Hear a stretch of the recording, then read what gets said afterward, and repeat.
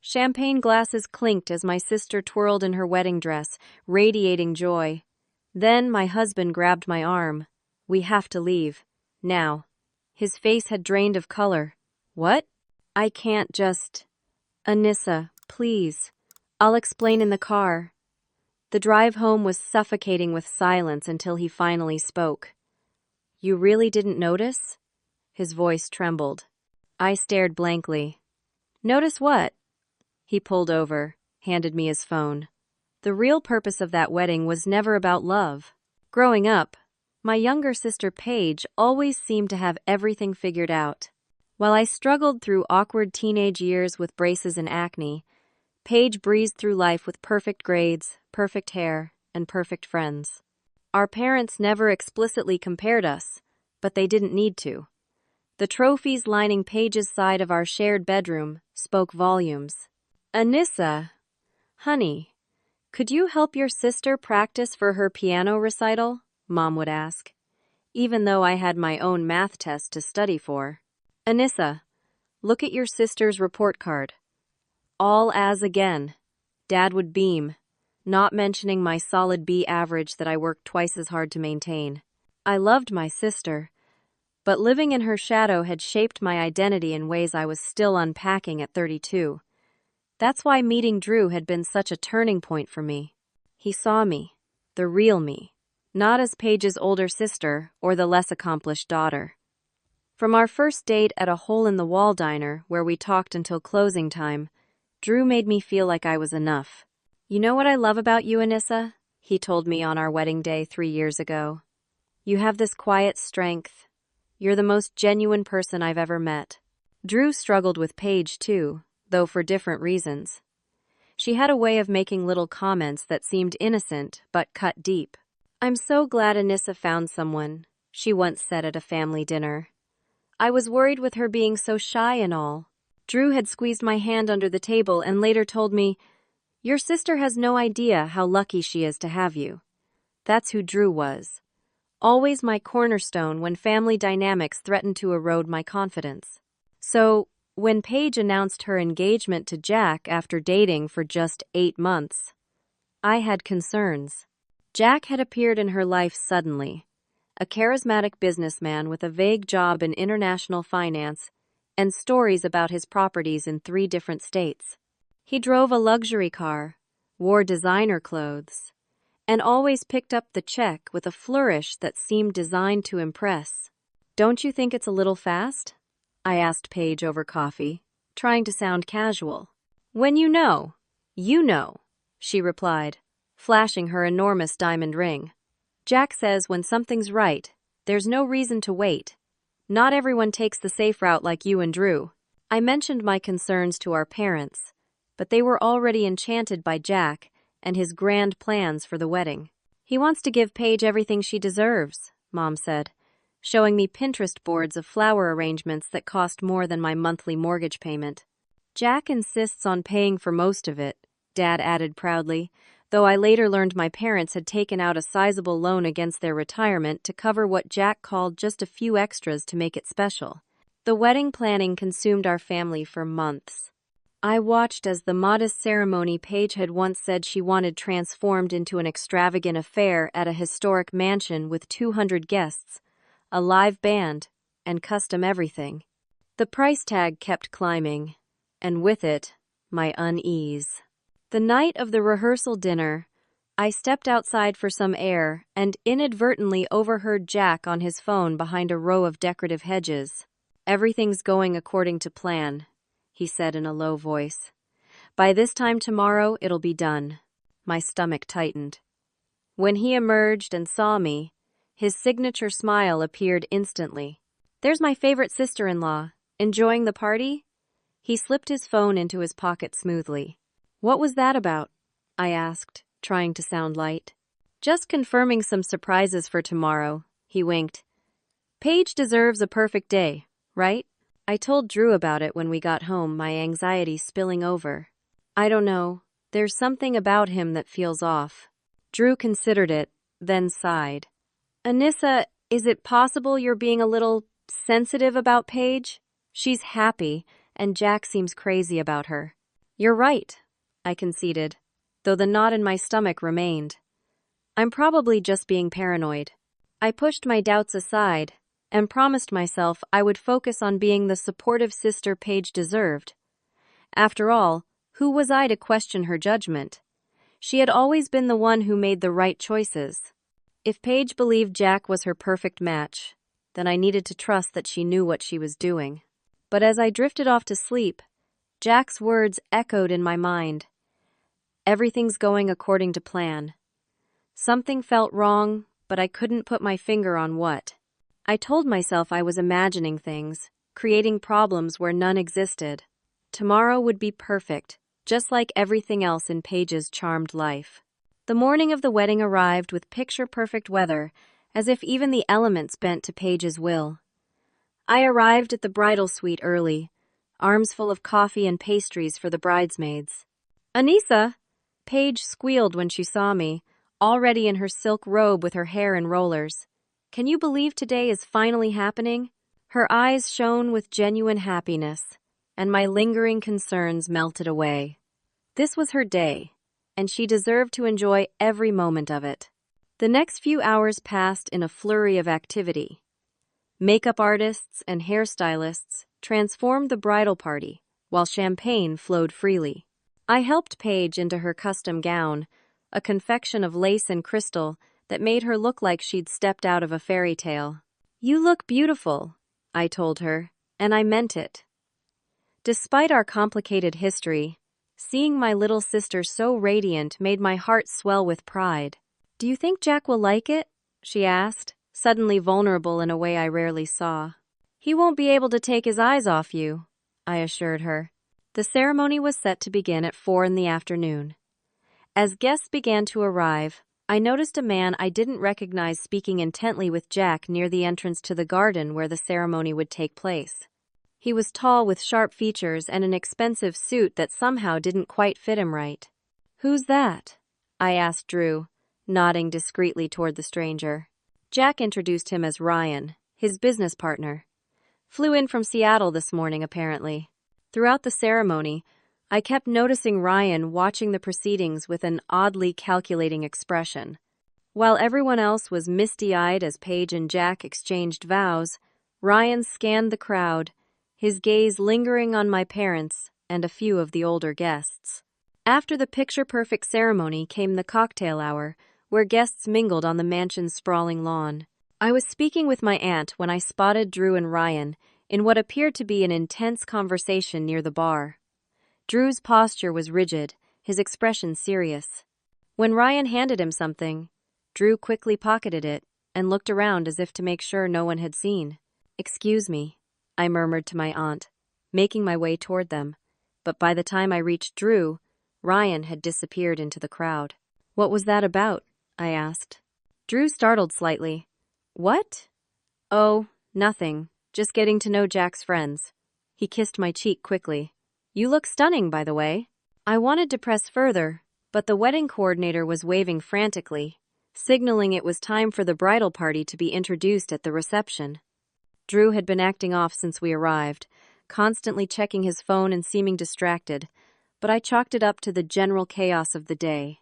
The reception was in full swing, a lavish affair with towering floral centerpieces and a 7-course meal. I was seated at the head table with Drew beside me, but he kept disappearing for long stretches. Each time he returned, he seemed more tense. While making the rounds to thank guests for coming, I noticed several of Jack's friends paying particular attention to my elderly relatives. One was deep in conversation with my grandfather, who was notorious for his generous charitable giving. Another sat with my great-aunt, who had recently sold her business for a substantial sum. The attention seemed odd, but perhaps they were just being polite. As the night progressed, I needed a moment of quiet and slipped away to find the powder room. Taking a wrong turn in the massive venue, I found myself in a secluded hallway, just as Jack emerged from a side room with his best man. "The old people are all where we want them," the best man was saying. "We should have access to the accounts tonight after." They both stopped abruptly when they saw me. Jack recovered quickly, flashing that winning smile. "Anissa, are you lost?" The reception's back that way, he pointed, smoothly placing himself between me and the door they'd come from. Just looking for the restroom, I said, my heart suddenly racing. Down the hall to your left, Jack replied. A bit too quickly. We were just grabbing something from my bag. I nodded and walked away, my mind whirling. What had they been talking about? Access to what accounts? And why mention the old people? A cold feeling settled in my stomach. When I returned to the reception, I immediately searched for Drew. I found him at our table, his face grim as he scrolled through something on his phone. When he saw me, he quickly pocketed it. We need to talk, I began. But just then the DJ announced the first dance, and all eyes turned to Paige and Jack as they took the floor. They moved gracefully, Jack whispering something in Paige's ear that made her laugh. They looked perfect together, like the top of a wedding cake. But now, watching them, I couldn't shake the feeling that something was deeply wrong. As the dance ended, and guests applauded, Drew suddenly gripped my arm. Anissa, he said, his voice low and urgent. We have to leave. Now. What? We can't just leave. I'm the maid of honor, and there's still the toasts and the cake cutting. Please, he insisted, his face unnervingly pale. I'll explain in the car. I looked at Paige, spinning happily on the dance floor, then back at Drew's ashen face. My husband wasn't one for dramatics. If he said we needed to go, something was seriously wrong. Let me at least tell Paige where... No time, Drew said, already guiding me toward the exit. Text her. Say you got sick. We need to go right now. The urgency in his voice silenced my protests. As we slipped out a side door, I glanced back at the celebration in full swing, my sister radiant in the center of it all. I had no idea that would be the last time I'd see her looking so happy for a very long time. Number 4. The devastating revelation. The drive away from the venue was painfully silent. Drew gripped the steering wheel so tightly his knuckles turned white, and the muscle in his jaw twitched with tension. I'd sent Paige a quick text saying I'd suddenly fallen ill, but guilt churned in my stomach at abandoning her on her big day. Are you going to tell me what's going on? I finally asked when we were about 10 minutes away from the wedding. Drew glanced at me, then back at the road. Not while I'm driving. I need to show you something. Another 5 minutes of agonizing silence passed before Drew pulled into the parking lot of a roadside diner. He turned off the engine but made no move to get out. You really didn't notice? He asked quietly, staring straight ahead. Nothing about Jack seemed off to you? I had some doubts, but everyone was so happy for them. I thought I was just being. I trailed off, remembering the conversation I'd overheard earlier. Drew, what's going on? Instead of answering, he pulled out his phone. I started getting these texts about an hour into the reception, from an unknown number.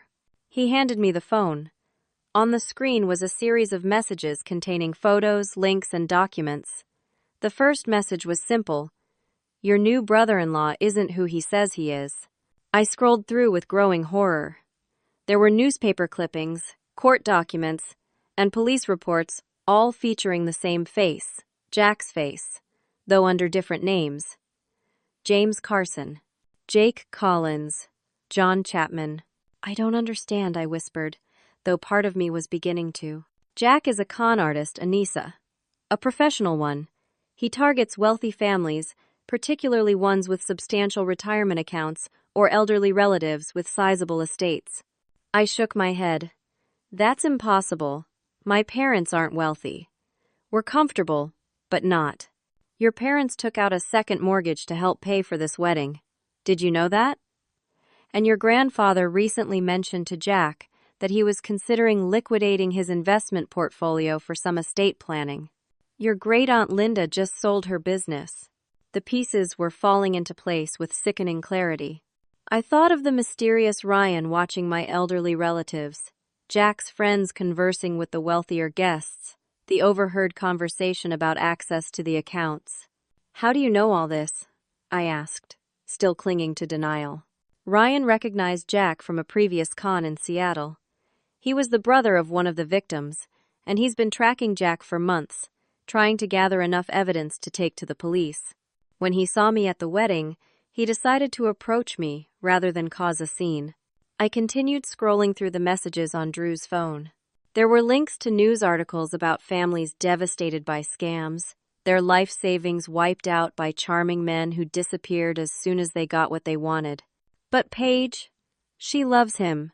They've been together for months. My voice sounded small even to my own ears. Drew's expression softened. That's part of the con, Anissa. He spent months gaining her trust, getting close to your family, learning about their finances. The wedding is the culmination, not the beginning. Once they're married, he'll have legal access to joint accounts, information about family assets. My phone rang, cutting through the terrible silence that followed Drew's explanation. It was my mother. With shaking hands, I answered. Anissa? Where are you? Are you okay? Her voice was high with panic. I'm with Drew. What's wrong? It's your father. He just checked our accounts and theirs. There's a withdrawal. $250,000 gone. Just like that. We can't reach Paige or Jack. The bank says the transaction was authorized, but your father never. My stomach plummeted. Mom, where are you? At home. The bank said there's nothing they can do tonight, but this has to be a mistake. Your father is beside himself. I met Drew's eyes, and I knew he could hear my mother's distress from where he's Saturday. We're coming over right now. Don't do anything. Don't call anyone else yet. We'll be there in 20 minutes. Anissa, what's happening? Why would someone take our money? My mother's voice broke, and my heart with it. I'll explain everything when we get there. Just stay put. I ended the call and turned to Drew, a cold determination replacing my shock. They've already started. We need to go to my parents' house now. As Drew pulled back onto the road, the reality of the situation hit me full force. My sister's fairy tale wedding was nothing but an elaborate trap. The man she'd just promised to love forever was a predator who had targeted my family, and now my parents' retirement was disappearing before our eyes. How could I have been so blind? I whispered, thinking of all the warning signs I'd dismissed. Jack is good at what he does, Drew said grimly. And he had the perfect cover. Who questions a whirlwind romance these days? Who objects to a lavish wedding? He counted on social pressure and your family's love for Paige to overcome any doubts. I thought of my sister in her beautiful dress, so radiantly happy just hours ago. She had no idea that her world was about to shatter completely. The worst part was, I'd had suspicions all along but had let myself be convinced they were just jealousy or paranoia. We should call the police, I said. Drew shook his head. Not yet. We need to know exactly what we're dealing with first. If we spook Jack, he might disappear with Paige, and whatever money he's already taken. Ryan says these guys usually have an exit strategy. My phone chimed with a text. It was from Paige. Where are you? Dad's freaking out about some money thing and won't tell me what's going on. Call me. I stared at the message, tears filling my eyes.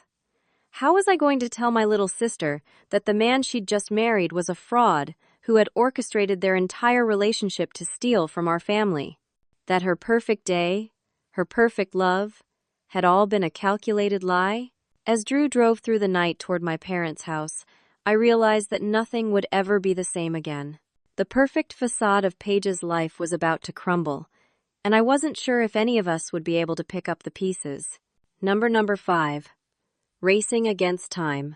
We arrived at my parents' modest suburban home to find the front door unlocked and voices raised inside. My father, normally so composed, was pacing the living room with his phone clutched in his hand. I don't care what time it is. $250,000 doesn't just disappear, he shouted into the device. My mother sat on the couch, her face buried in her hands. When they saw us, Dad ended his call. Anissa, what are you doing here? Where's your sister? Drew and I exchanged a look, and I took a deep breath. Mom, Dad, we need to tell you something about Jack. Over the next 15 minutes, we explained everything Drew had learned from Ryan. With each word, my parents' expressions shifted from confusion to disbelief to devastating realization. No, Mom whispered. It can't be true. We know him. We've had him in our home. Dad sat heavily on the couch. The transfer went through at 7:30, right during the reception. I approved it because the request came from my email, but I never sent it. He must have gained access to your email somehow, Drew said. These guys are professionals. They get passwords, security questions, all of it, often just from casual conversations. What about Paige? Mom asked, her voice breaking. Does she know? I shook my head. I don't think so. She texted me asking what was going on. Dad stood up suddenly. We need to call her. Right now. Wait, Drew cautioned. We need to be careful about this. Jack and Paige are supposed to leave for their honeymoon tonight, right? A 2-week trip to Italy? My parents nodded. That might be his extraction plan. Get Paige out of the country, transfer the money to offshore accounts, then disappear. We need to stop them before they get on that plane. I'll call the airport, I said, already dialing. After being transferred multiple times, I finally reached someone who could help. My sister and her husband are booked on flight 620 to Rome tonight. Is there any way to get a message to them before they board? I desperately explained it was a family emergency. I'm sorry, ma'am, but that flight departed 30 minutes ago, the airline representative informed me. My heart sank. Are you sure they were on it? Paige and Jack Thompson? I can't give out passenger information, but I can tell you that flight is currently in the air. I loved my sister, but living in her shadow had shaped my identity in ways I was still unpacking at 32. That's why meeting Drew had been such a turning point for me. He saw me, the real me, not as Paige's older sister or the less accomplished daughter. From our first date at a hole-in-the-wall diner where we talked until closing time, Drew made me feel like I was enough. But Paige just texted you, Drew pointed out. If she was on that plane. I immediately tried calling Paige's cell phone. To my surprise, it rang and then went to voicemail. She's not on the plane. Her phone wouldn't be working if she was over the Atlantic. Try tracking her location, Drew suggested. Doesn't she share her location with you? I hung up and turned to my anxious family. The flight already left. She's at the Grand Plaza Hotel? That's only 20 minutes from here. The honeymoon suite, Dad realized. Jack said they were staying there tonight before their early morning flight. But the airline said their flight already left, I pointed out. Drew's expression darkened. They were never booked on that flight. It was just another lie to buy time. While everyone thinks they're on their way to Europe, Jack can clean out the accounts and disappear. We need to go to that hotel right now, I said, already heading for the door. Should we call the police? Mom asked. Not yet, Drew advised. If we're wrong about any of this, we could cause a lot of unnecessary pain. Let's find Paige first. The 20-minute drive to the Grand Plaza felt like hours. My mind raced with terrible scenarios. What if Jack had hurt Paige? What if they were already gone? What if we were too late? We pulled into the hotel's circular drive, and I rushed to the front desk, my parents and Drew close behind. My sister Paige Thompson checked in earlier today. It's an emergency, I need to see her right away. The desk clerk looked uncertain. I can call up to the room for you. Please, it's urgent. The desperation in my voice must have been convincing, because the clerk gave us the room number, though she refused to provide a key. We rode the elevator in tense silence to the 12th floor. When we reached room 1214, I knocked forcefully. Paige? It's Anissa. I need to talk to you. Silence. I knocked again, louder. Paige, please, open the door. After what felt like an eternity, we heard movement inside. The door opened just a crack, revealing Paige's face, tear-streaked and confused. Anissa? What are you doing here? Her words slurred slightly. Can we come in? I asked gently. She hesitated, then opened the door wider. Jack's not here. He went to get something. I don't feel well. We entered the luxurious suite to find it in disarray. Paige's wedding dress was crumpled on the floor, luggage open with clothes spilling out. My sister was wearing a hotel robe, her hair disheveled, her makeup smeared. Paige, honey, what happened? Mom rushed to her side. I don't know, Paige mumbled. We were celebrating. Jack gave me champagne. Special champagne, he said.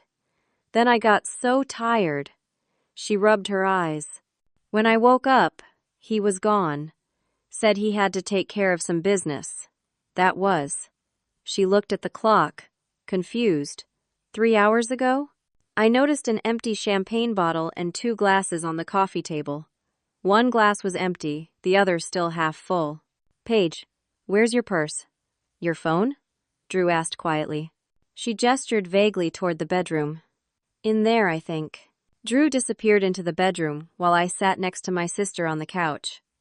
Paige, there's something you need to know about Jack. Before I could continue, Drew returned, his expression grim. Her wallet's gone. ID, credit cards, everything. So is her passport. He held up her phone. This was under the bed. My father, who had been silent until now, said in a dangerously quiet voice, he drugged her and robbed her. Paige looked between us, confusion giving way to fear. What's going on? Where's Jack? I took her hands in mine. Paige, Jack isn't who you thought he was. He's taken money from Mom and Dad's accounts. A lot of money. And we think he's gone. No, she shook her head, trying to stand but swaying unsteadily. No, that's not possible. We're in love. We just got married. I'm sorry, sweetheart, Mom said, tears streaming down her face. We think it was all a con. Paige's face crumpled as the truth began to sink in. But he loves me. He said we were going to Italy. Our honeymoon. Drew was examining her phone. There was never a honeymoon, Paige. He booked this room for 1 night, not 2 weeks in Italy. I held my sister as she collapsed into sobs, her entire world shattering around her. The golden child, the perfect one who always made the right choices, had been deceived in the cruelest possible way. We need to call the police now, my father said, his voice breaking. As Drew made the call, I couldn't help but think about how quickly everything had fallen apart. Just hours ago, we were celebrating what should have been the happiest day of Paige's life. Now, we were filing a police report about her new husband, a man who had spent months planning to defraud our family and who had disappeared with their money and Paige's identity. He took everything, Paige whispered, her voice hollow with shock. Our future, our plans, it was all a lie. I wrapped my arms around her trembling shoulders. We'll get through this together, I promised, though I had no idea how any of us would recover from such a devastating betrayal. Number 6. The hunt begins. The police arrived within 30 minutes, filling the honeymoon suite with official voices and questions. Detective Sarah Lawson took the lead, her experienced eyes taking in the scene with professional detachment. So you believe your sister's new husband drugged her, stole her identification, and has absconded with a large sum of money from your parents' accounts? She clarified after we'd explained everything. Yes, I confirmed. $250,000 so far, but we're worried there might be more. And you say his real name might be James Carson? The detective made notes in her small notebook. Drew stepped forward. That's one of his aliases, according to the information I received. He showed her the texts and documents on his phone. Detective Lawson studied them with interest. Who sent you these? A man named Ryan. He approached me at the wedding, said he recognized Jack from a previous scam in Seattle. Apparently, Jack targeted Ryan's sister's family the same way. The detective's expression changed slightly. Ryan Weber? Drew looked surprised. I don't know his last name. How did you... Because we've been tracking a network of sophisticated confidence men for the past 3 years, she explained. Ryan Weber's sister was indeed victimized by one of them. Ryan has been conducting his own investigation, sometimes getting in the way of ours. She turned to my sister. Mrs. Thompson, I'm going to need to ask you some difficult questions. Paige, still dazed but more coherent, now that whatever drug Jack had given her was wearing off, nodded numbly. The man you knew as Jack Thompson has done this before, Detective Lawson said gently. At least 5 other families that we know of. He's part of a network that specifically targets families with substantial assets, particularly retirement accounts and elderly relatives with significant wealth. Paige's face crumpled, and fresh tears spilled down her cheeks. How could I have been so stupid? You weren't stupid, Detective Lawson assured her. These men are professionals. They study their marks carefully, learn exactly what they want to hear, and present themselves as the perfect partner. It's not your fault. But I could see that Paige didn't believe her. The golden child who never failed, who always made the right choices, had made a catastrophic error in judgment, and the weight of that realization was crushing her. While the police continued questioning Paige, Drew pulled me aside. I've been thinking about the money. If Jack only took it tonight, maybe we can still trace it. How? I asked. You're a financial analyst. You understand how these transactions work better than anyone here. He was right. My job at an investment firm had given me insight into how money moved through the financial system. We would need to act quickly before he has time to move it offshore or convert it to cryptocurrency. That's exactly what I was thinking, Drew agreed. If we can track the money, we might be able to find Jack. I approached Detective Lawson. I work in finance. If you can get me access to my parents' accounts and the transfer details, I might be able to help trace where the money went. The detective considered this. Normally, we'd have our financial crimes unit handle it, but they're backed up. If you think you can help, I'm willing to let you try, as long as you share everything you find. Over the next few hours, as Paige was taken to the hospital for a medical examination and to have blood drawn to confirm what substances were in her system, I set up an impromptu workstation in my parents' dining room. With access to their online banking and the transaction details from the bank's fraud department, I began following the money trail. It's moving, I told Drew and Detective Lawson, who had joined us at the house. The funds were first transferred to a business account for a company called Meridian Investments, then immediately split into 5 different accounts at different banks. That's their typical pattern, Detective Lawson confirmed. They layer transactions to make them harder to track. I was in my element now, the shock giving way to focused determination. But they made a mistake. One of the recipient accounts is at Westlake Financial, where I have contacts. I might be able to get more information. I called a colleague who owed me a favor, explaining it was an emergency. After some hesitation, he agreed to look up the account details for me, keeping it off the record. The account was opened 3 months ago, I reported after hanging up, under the name Robert Anderson. And get this, there's a physical address associated with it right here in town. A P.O. box. But it's something. That could be valuable, Detective Lawson said, immediately making a call to request surveillance on the location. What about Ryan? Drew asked. Could he help us? He seems to know a lot about Jack's operation. The detective frowned. Ryan Weber is walking a fine line between citizen investigation and vigilantism. But yes, he might have useful information.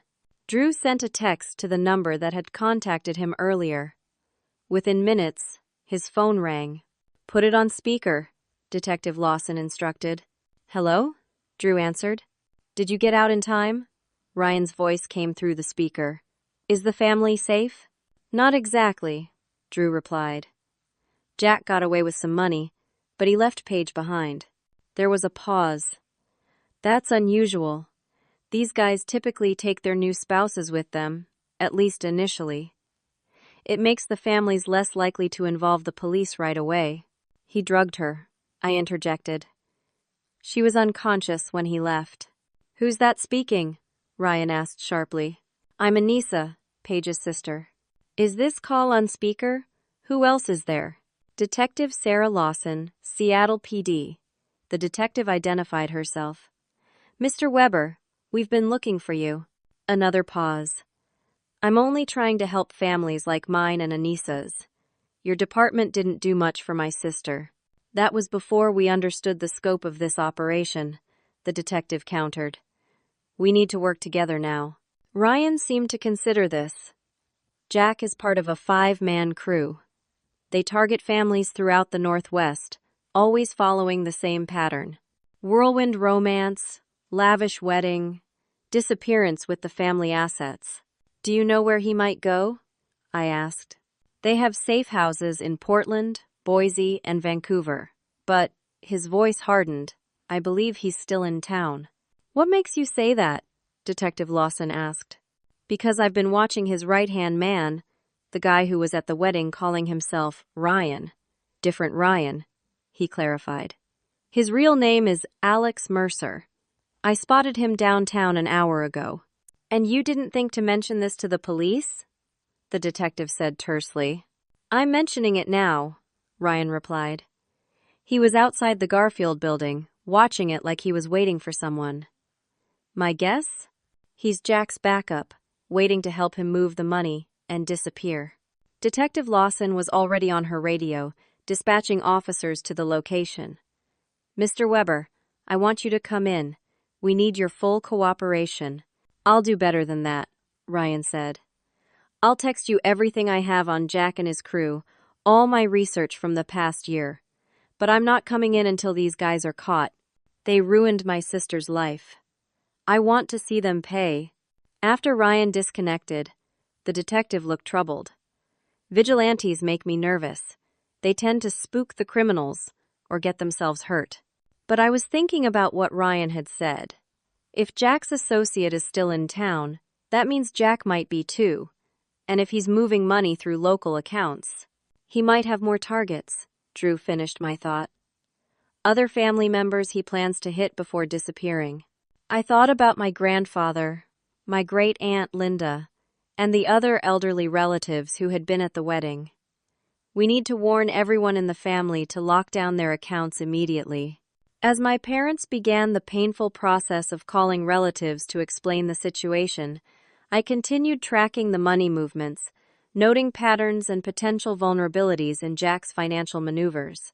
He's good, I admitted reluctantly, but he's not perfect. There's a delay in how he's moving funds between these two accounts. If we can get the bank to freeze the second account before the transfer completes. I'm on it, Detective Lawson said, already making the call. Drew squeezed my shoulder supportively. You're amazing, you know that? Most people would be falling apart right now. I shook my head. I can fall apart later. Right now, I need to help my family. The truth was, for the first time in my life, I felt like I had something to offer that Paige didn't. My quiet strength, the very quality Drew had always valued in me, but that had seemed so unimpressive compared to Paige's dazzling success, was exactly what was needed now. As I hunted through financial records and transaction logs, a notification pinged on my laptop. Another transfer had been initiated, this time from my grandfather's account. He's making another move, I announced. This time it's Grandpa's money. Can you stop it? My father asked desperately. I was already typing furiously. Maybe, if we act fast enough. In that moment, as my family gathered around me, watching me work with a kind of awe I'd never seen directed my way before, I realized something had fundamentally shifted. The dynamics that had defined our family for decades were changing, and I was no longer just Paige's less impressive older sister. I was the one who might be able to save them all. Number 7. Setting the trap. By morning, we had managed to stop the transfer from my grandfather's account, but Jack had successfully siphoned another $75,000 from one of my parents' investment accounts. The police had surveillance on the P.O. box and had identified 2 more of Jack's associates based on Ryan's information. But Jack himself remained elusive. Paige returned from the hospital, physically unharmed but emotionally devastated. The talk screen confirmed she'd been given a sedative Enough to make her drowsy and compliant, but not enough to put her in danger. Small consolation, considering the psychological damage that had been done. He planned every moment of our relationship, she said hollowly as she sat at my parents' kitchen table, a blanket around her shoulders despite the warmth of the day. 10 months of my life, all a calculated lie.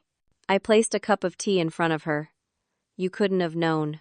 But you suspected something, she countered, her red-rimmed eyes meeting mine. You tried to warn me, and I dismissed you, like I always do. Her voice broke. Perfect Paige, so convinced she knows better than everyone else. Look where that got me. The self-recrimination in her voice was painful to hear. For so long, I'd lived in the shadow of her confidence, her certainty. Now that certainty had been shattered, and I found I didn't enjoy seeing her this way at all. We're going to get through this, I told her firmly. Together. Detective Lawson arrived with an update. The surveillance team had spotted Alex Mercer, Jack's right-hand man, retrieving mail from the P.O. box, but they lost him in traffic afterward. They're still operating in the city, she confirmed, which means the money is likely still here too, at least some of it.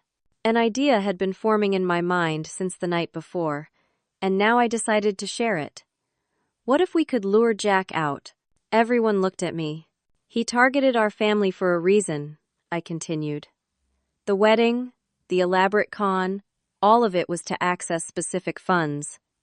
What if we made him think there was more? A lot more. What are you suggesting? Detective Lawson asked cautiously. A trap. We create a fake investment account, something substantial enough to tempt him, and leak information about it in a way that would reach him. Absolutely not, my father interjected. It's too dangerous. Actually, the detective said slowly, it could work. We've used similar tactics in other financial fraud cases. But we would need solid bait. I turned to Drew. Your trust fund, the one from your grandmother. Drew's grandmother had left him a trust fund that he rarely discussed. It wasn't an enormous sum, but it was significant enough. We could create documentation suggesting it's much larger than it actually is, I explained. Make it look like Drew has been sitting on $1 million inheritance that's just become accessible. And how would we get this information to Jack? Detective Lawson asked. Through Ryan, the fake business partner. You said your officers spotted him at the P.O. box. If we could get word to him. I could do it, Paige said suddenly. Everyone turned to look at her. I could call him. Say I'm desperate to find Jack. That I don't believe what everyone's saying about him. Absolutely not, my mother protested. That's too risky. It would be a controlled call, Detective Lawson said thoughtfully. We would monitor everything, coach Paige on what to say. And if we could get Alex to tell Jack about Drew's supposed windfall, I continued. Jack might come out of hiding to try to access it, Drew finished, catching on to my plan. Detective Lawson nodded slowly. It could work. But we'd need to make the bait very convincing. These guys are sophisticated. They do their research. I can handle that part, I assured her. Creating realistic financial documentation is literally part of my job. Over the next 24 hours, we put our plan into motion. Using my expertise, I created a convincing paper trail for a fictional trust fund worth $1.5 million, supposedly left to Drew by his grandmother, with a stipulation that he couldn't access it until his 35th birthday, which had conveniently just passed. Drew and I opened a real account with $20,000 of our own money, enough to be convincing if anyone checked the account's existence. Then, with the police monitoring, Paige made a call to Alex Mercer. I need to find Jack, she said, her voice trembling with what sounded like desperation but was actually carefully controlled anger. Everyone's saying these terrible things, but I know they're not true. Please, I just need to talk to him. Alex was cautious but took the bait. I haven't heard from him. You should move on, Paige. How can I move on? Paige countered. My life is in ruins. My family is in chaos. And now my brother-in-law is talking about using his trust fund money to hire a private investigator to find Jack. It's insane. There was a pause on the line. What trust fund? Paige played her role perfectly. Drew's grandmother left him something like $1 million. He just got access to it, and now he wants to waste it hunting down Jack. I tried to tell him it's a mistake, but he won't listen to me.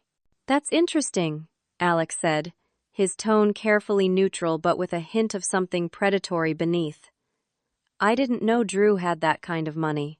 Neither did anyone else, Paige replied bitterly. He doesn't talk about it. I only know because I overheard him discussing it with his financial advisor yesterday. After the call ended, Detective Lawson nodded approvingly. That was well done. You have a future in undercover work if you want it. Paige managed a small, sad smile. After being deceived by a professional con man for 10 months, I guess I learned a thing or two about deception. The next phase of our plan involved making the bait more visible. I arranged for Drew to have a loud conversation with me about the trust fund at a coffee shop where one of Jack's other known associates had been spotted. Detective Lawson had plainclothes officers strategically placed to observe. Are you sure you want to put all $1.5 million into high-risk investments? I asked Drew, my voice carrying just enough to be overheard by nearby tables. Your grandmother wanted you to be conservative with her legacy. Drew played along perfectly. It's my money now, and I want it working for me. The transfer to the new account should be complete by tomorrow, right? We repeated similar performances at a restaurant near the Garfield building and at a bar that Ryan Weber had identified as a hangout for Jack's crew. Each time, we were careful to mention specific details about the fictional account, including the name of the bank and the fact that Drew planned to make the major transfer the following Tuesday. Meanwhile, I continued tracking the movement of my parents' stolen funds, coordinating with Detective Lawson's financial crimes team. We managed to freeze another $30,000 before it could be moved offshore. A small victory that gave everyone hope. 3 days into our operation, we got the break we were waiting for. One of the surveillance teams spotted Alex meeting with a man matching Jack's description, though he'd changed his appearance, cutting his hair short and dyeing it dark. They took the bait, Detective Lawson informed us. Our team overheard them discussing Drew's trust fund and how to access it. Jack seems very interested. What's the next step? I asked. We set up the final trap. Drew will actually go to the bank on Tuesday as planned. We'll have officers in place, and when Jack or his associates make their move, we'll be ready. The plan was risky. Drew would be potentially putting himself in danger, but he never hesitated. Let's do it, he said firmly.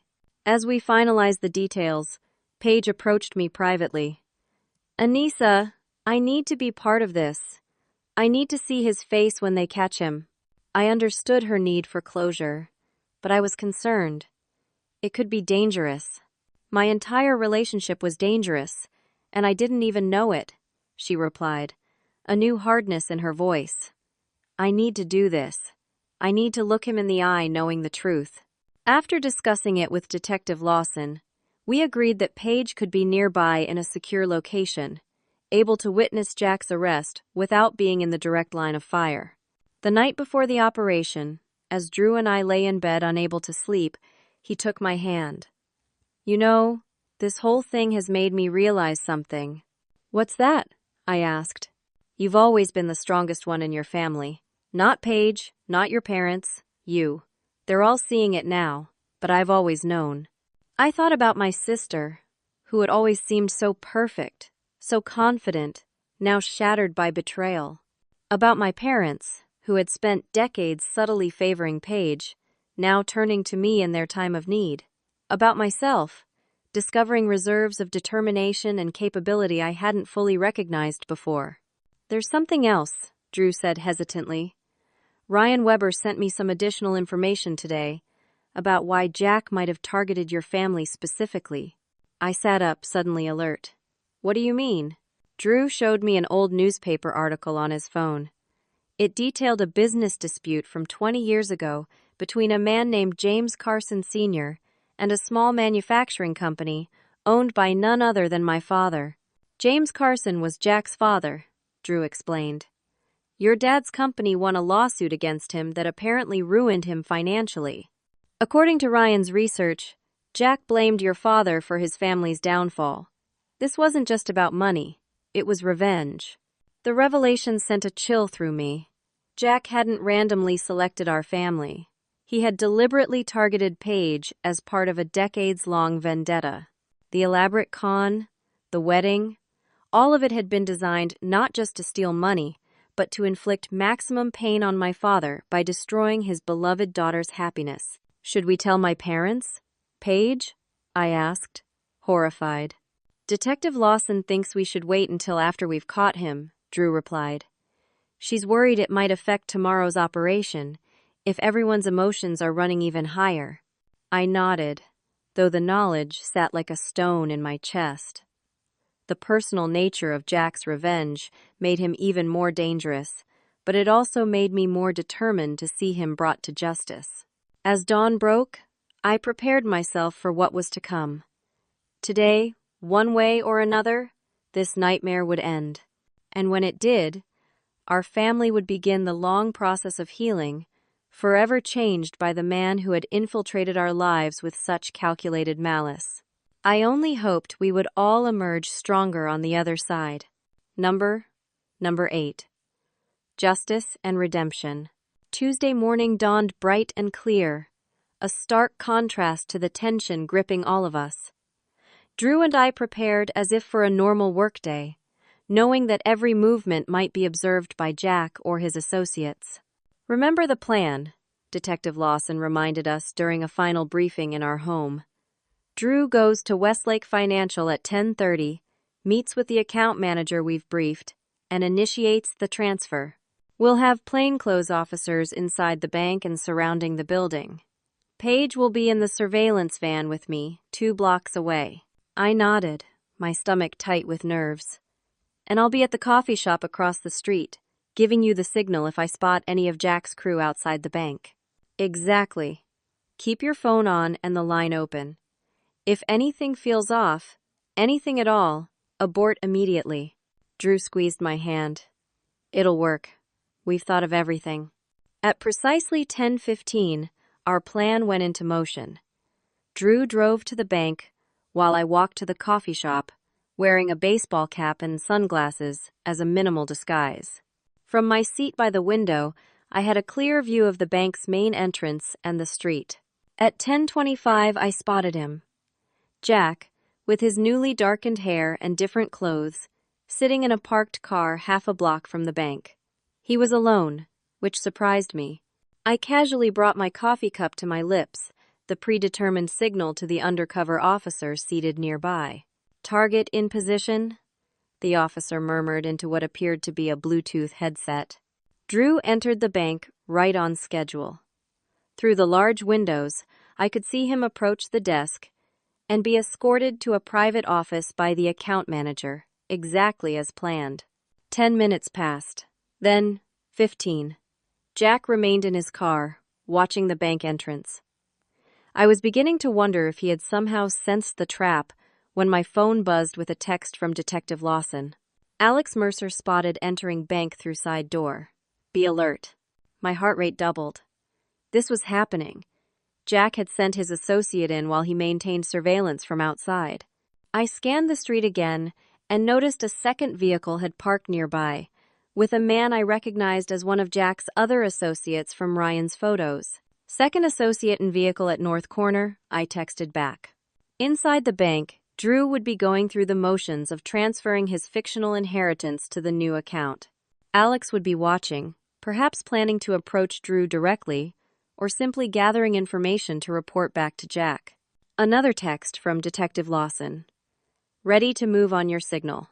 The plan had been for the police to wait until Jack himself entered the bank, ensuring they caught the ringleader rather than just his associates. But Jack seemed content to stay in his observation position.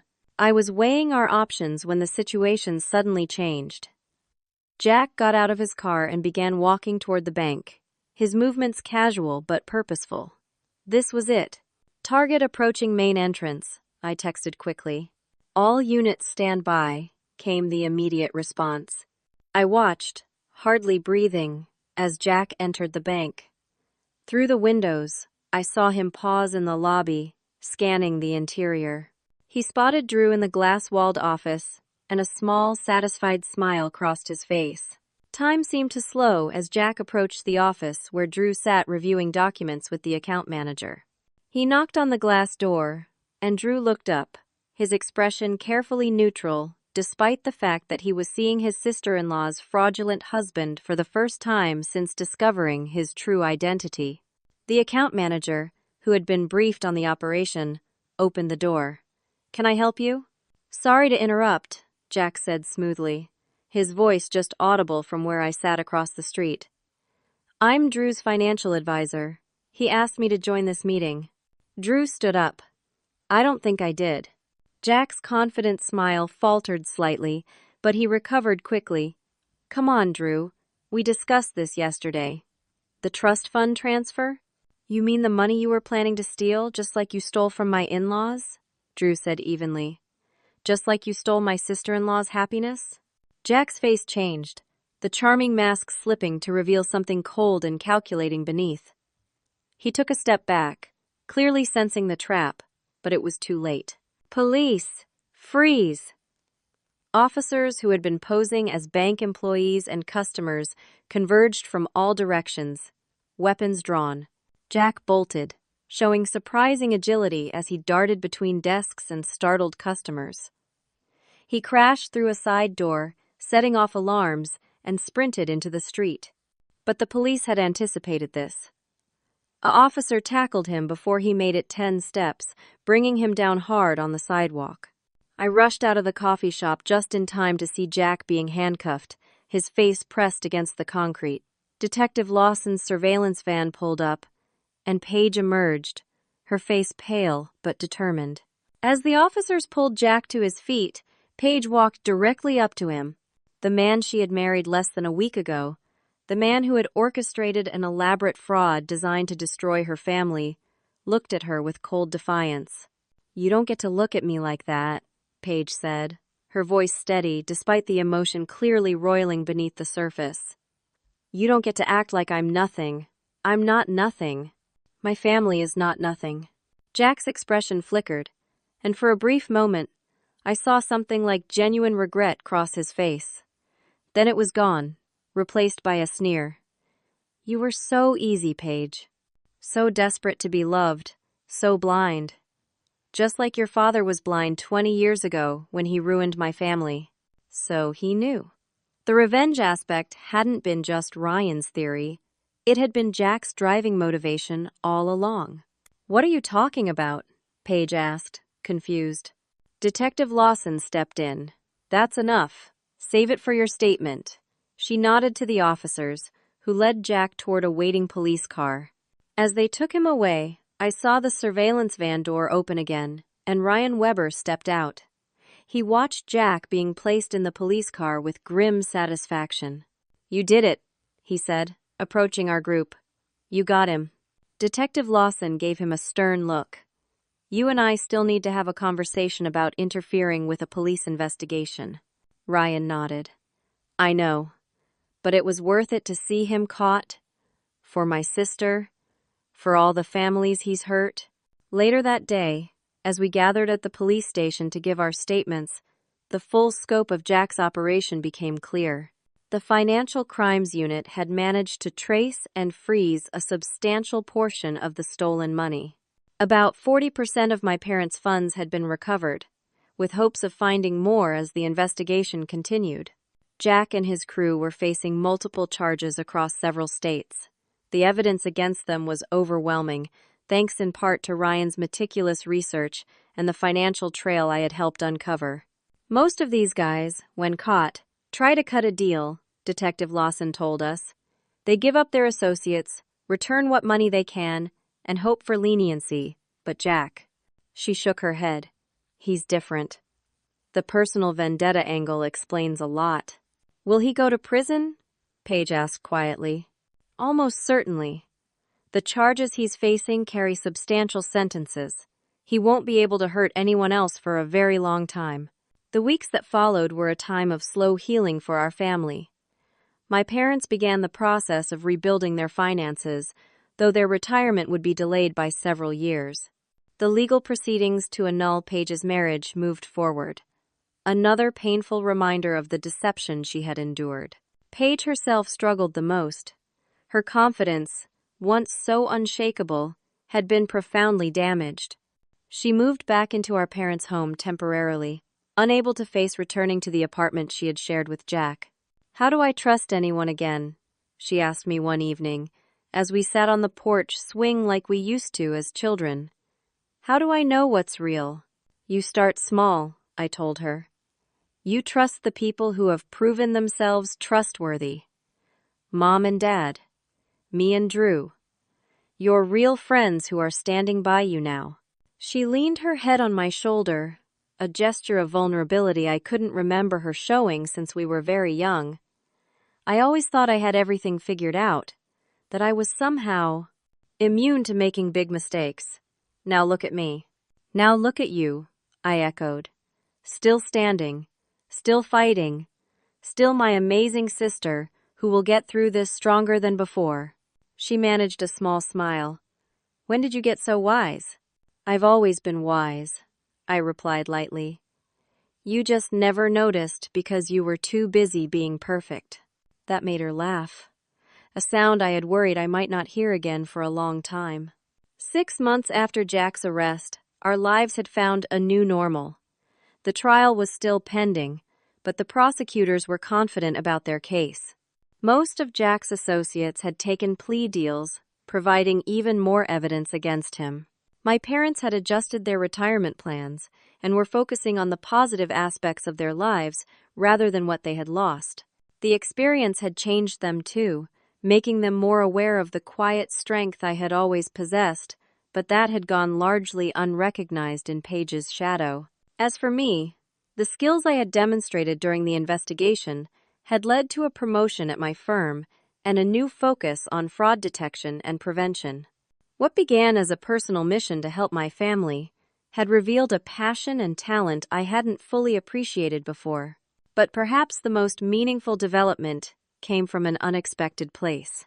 After numerous conversations with others who had been victimized by similar scams, I decided to start a nonprofit organization dedicated to helping families affected by financial fraud.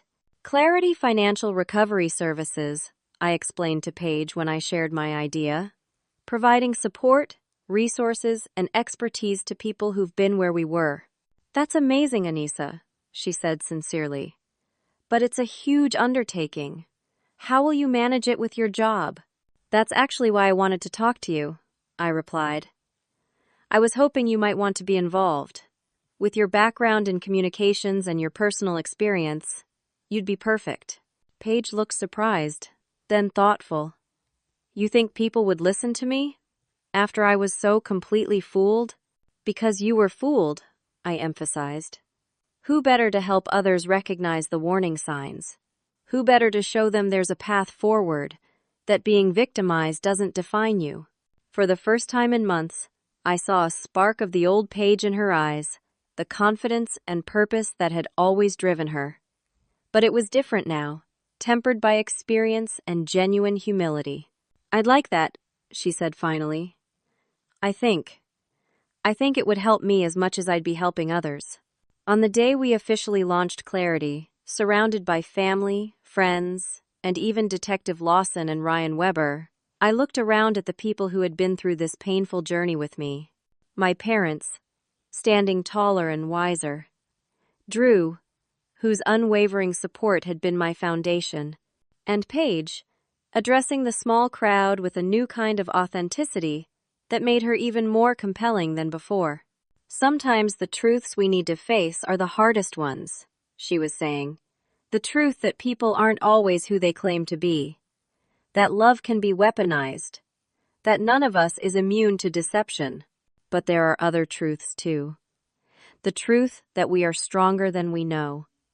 That family, real family, stands together in the darkest times. And that sometimes, Our greatest pain can lead to our most meaningful purpose. As she spoke, I thought about the journey that had brought us here. How a devastating betrayal had ultimately strengthened our family bonds and revealed aspects of ourselves we might never have discovered otherwise. How the sister I had always measured myself against was now my partner in something meaningful and healing. The real purpose of that wedding had never been about love, as Drew had said in the car that night. It had been about revenge and greed and manipulation. But the real purpose of what came after, the way we fought back and reclaimed our lives, that had been about something else entirely.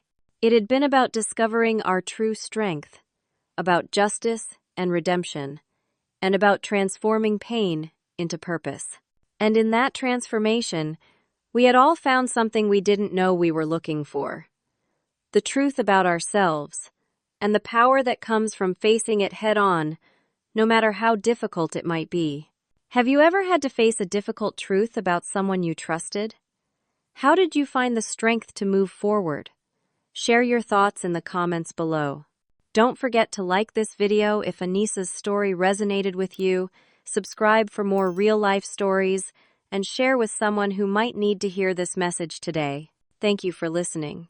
And remember, our greatest challenges often reveal our greatest strengths.